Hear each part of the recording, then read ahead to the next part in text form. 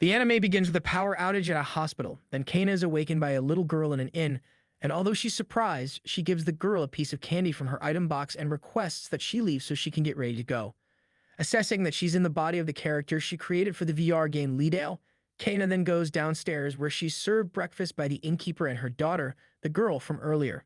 Once she's finished eating, she ponders where she could be, noting there was once an inn and a village between the lands of the White Kingdom of Fels and the Green Kingdom of Griskylo. Although she remembers the village being prosperous due to its location on a trade route, the innkeeper then informs her that the village was livelier 200 years ago before the merger of the two kingdoms that formed the Felskalo Kingdom.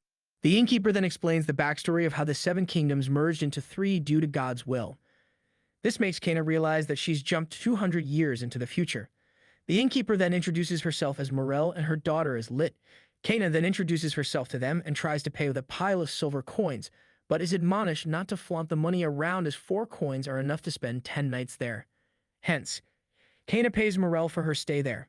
Back in her room, Kana reviews her stats, summons her artificial intelligence supporter key, and learns from it that she died in the real world because of a power outage since she was on life support system. As night starts to fall, Kana figures she should head to her base of operations, the Silver Tower, and gather intel from there. When she lights up the lantern in her room with her light magic, Lit is startled by what she witnesses, since she's never seen magic before. The two then go downstairs where Kana enjoys dinner with the other town folks and Morel's eldest daughter Luing introduces herself to Kane. After finishing her meal, Luing asks Kane what she plans to do and Kane responds that she plans on finding her Silver Tower.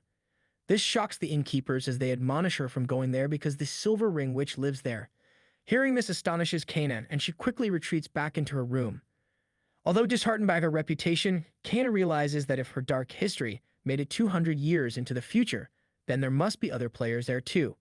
During the night, 2 thieves break into Kana's room and try to steal from her, but due to Key being alerted by their presence, it summons a lightning lion to chase them away into the night. The following morning, Kana spots the Silver Tower in the distance and lies to Morel that she's going to pick medicinal herbs and not go to the tower. As a present for her trip there, Lit gives her a pouch of water. Out of sight from any onlookers, Kana puts on her tower ring and then teleports to the Silver Tower. At the top of the tower, the guardian Golem reprimands her for leaving it there for 200 years, and then informs her about what has happened in her absence. Scargo's eldest son happened to visit the location 60 years ago in the hopes of finding her. Kana then recalls that she created Scargo and his younger siblings through the foster system in the game. From there, Kana opens up her tower's storage place and goes to withdraw some items while learning from the Golem that Scargo tried to warn her of the merging of the 7 kingdoms 60 years ago. Before she leaves, Kana restores the MP to her tower's Golem and it requests that she check on the other towers as well. On her way back to the village, a horned bear attacks a man named Lauder and Kana rescues him from the monster. The village celebrates by roasting the monster and Kana becomes drunk on wine and passes out. Kana is awoken by Lit but still suffers from a hangover that she got from the previous night's party and vows to never drink again. Later, the villagers gather around a few mercenaries who were hired by some merchants from the capital to protect their caravan. As it turns out, one of the mercenaries named Kennison was seriously injured when a group of ogres attacked their caravan. Wasting no time, the Kana do cast a poison squelching and healing spell on Kennison, which stabilizes his condition. The mercenary leader Arbiter thanks Kana for healing Kennison, as does Elina, who introduces himself as the caravan leader. Back at the inn, Kana informs the two of her backstory and that she's looking for her son Scargo, which shocks everyone as he's the high priest of the capital. Everyone in the inn is further shocked to learn that she has not only 2 other children, but also a husband.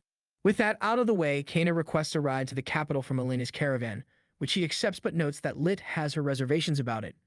Outside of the inn, Kana promises Lit that she'll one day return to the inn, and as a going-away present, she gives Lit a star hairpin. She also reveals that she's the owner of the Silver Tower, owned by the Bad Witch, but Lit refuses to believe that Kana is a bad person. After this, Arbiter formally introduces himself as the mercenary leader of the Flaming Spears group, and he and his group will be the ones that lead her to the capital. The person she helped named Kennison and graciously thanks her, albeit anxiously, and says her name as well when addressing her. Eventually, the group reaches the capital and Kana is captivated by all that it has to offer. Arbiter also offers his services to her whenever she needs them while she's there, which Kana graciously accepts. After checking into the inn that Elina recommended, Kana visits the church where Scargo was but is refused an audience with him because she didn't have an appointment with him.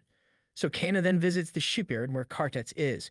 After an embarrassing scene between the two, Kartats is told by his mother of the reason for her 200-year disappearance. Kane also tells him about being refused permission to meet with Scargo and learns of Mei Mei's position as headmaster of the local academy. Afterward, Kana registers at the Adventurers Guild and accepts a quest that requests a potion. Hence, she turns in a potion that she has in stock to the guild to complete it. Once this is done, Kana goes outside and is requested by a man in armor named Agaido and his companion Lanti to help them find a missing boy. Agaido separates from the group and pairs the demure Lanti with Kana to search for the boy. In a narrow alleyway, the two find the boy trying to rescue a kitten from a clothesline. The moment he does, he falls off the clothesline, but Kana uses a float spell to break the boy's fall.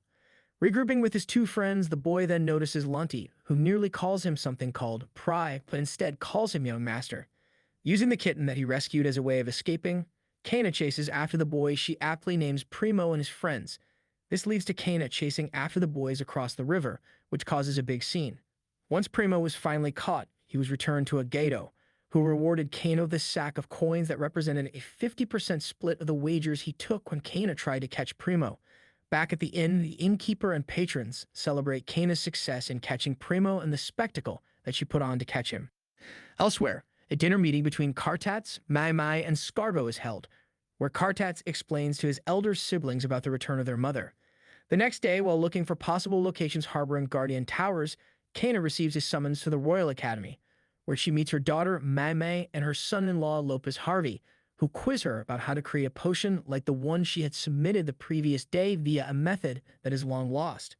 Later, she takes up a quest to exorcise a ghost from the capital's Colosseum, with Primo tailing her.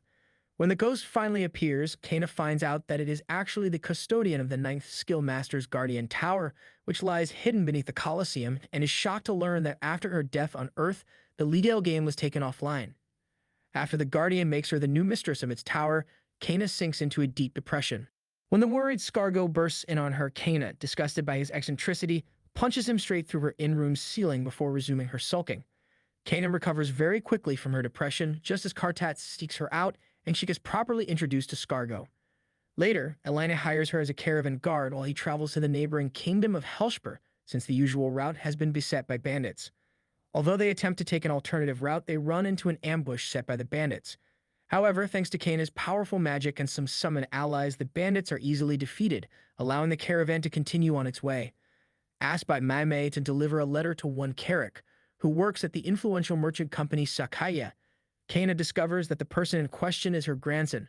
She also meets his sister Karina, her granddaughter, and a member of Helshper's night company. After a tense introduction, in which Kana's annoyance and her offspring's reverence for her quickly gets the better of her, she begins looking for the next Guardian Tower. Two adventurers and secretly stranded legal gamers, Quolke and Exis, tell her of a place called Crescent Moon Castle, which is located deep within bandit territory. With some help from Carrick, Kana uses the guise of transporting supplies to Karina's garrison for her plan to infiltrate the bandit lands. Before she can continue, a band of rock golems attacks the fortress, and despite her misgivings about standing out again, Kana comes to the knight's aid. Kana handily defeats the attacking golems with her magic, and given their power levels, she assumes that their summoner must be another player stuck within the game like herself. Arriving at Crescent Moon Castle, she overhears a gang of bandits and their demon boss, who is indeed another lead-all player using the absence of the game administrators to wreak havoc at his whim. Despite Kana's objections, the bandit leader is detained by the Helshper Knights for trial after she restrains his abilities. Making her way into the castle, she revives its skeletal guardian and learns from it that this guardian tower belonged to Opus, a fellow skill master and her former mentor in the game. Kana is also given the tower's guardian ring and a fairy familiar by Opus, as well as a large monetary reward from her grandchildren for defeating the bandit threat before returning to Felskylo. Please like and subscribe. Next part will be pinned in the comments when complete.